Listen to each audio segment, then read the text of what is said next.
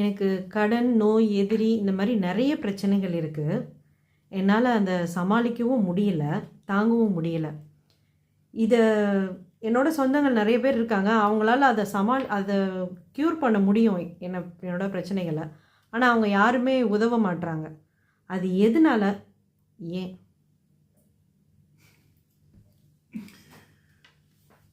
கடன், நோய், எதிரி, வழக்கு இந்த மாதிரி ஏகப்பட்ட பிரச்சனைகள் இருக்குது.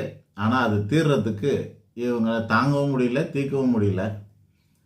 தீர்க்கக்கூட வல்லமை, சக்தி, வசதி, வாய்ப்பு அவங்க சொந்த பந்தங்களுக்கெல்லாம் இருக்குது. ஆனால் அவங்க உதவ மாட்டுறாங்க.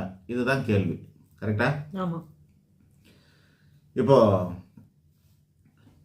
நீங்கள் அடுத்தவங்களோட எல்லாம் வசதி வாய்ப்பாக இருப்பாங்க. நாம் எப்படியாவது ஒரு மாதிரியாக இருந்தாலும் நம்மளோட சொந்த பந்தங்கள்லாம் நல்லா வசதி வாய்ப்பெல்லாம் இருக்கலாம்.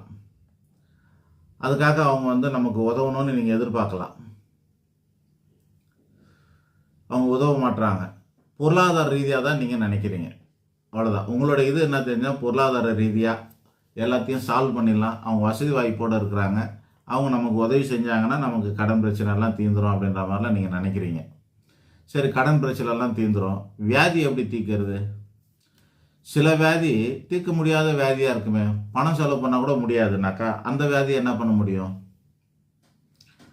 அப்போ முடியாத ஒன்று இருக்குது இல்லை.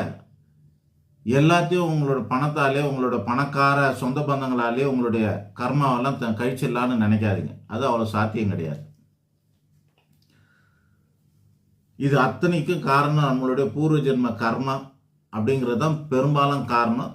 யாரோ ஒருத்தர் 2 பேர் இந்த ஜென்மத்தில் புத்தி கெட்ட தனத்தினால வர வச்சுக்கலாம்.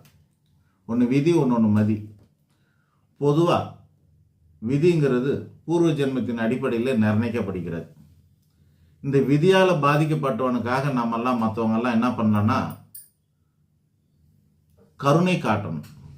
ரோட்டில் பிச்சை எடுக்கிறவனை பார்த்து நம்ம கருணை காட்டணும். நோயால் கஷ்டப்படுறவங்கள பார்த்து கருணை காட்டணும்.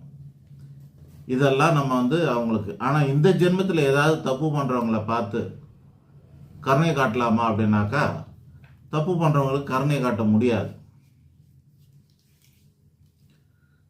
அவங்களுக்கு வான் பண்ணலாம், உபதேசம் பண்ணலாம்.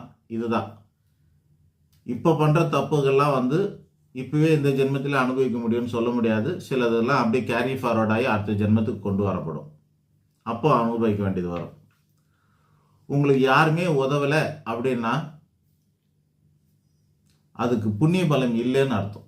உங்களோட பூர்வ ஜென்மத்தில் புண்ணிய பலம் இல்லைன்னு அர்த்தம்.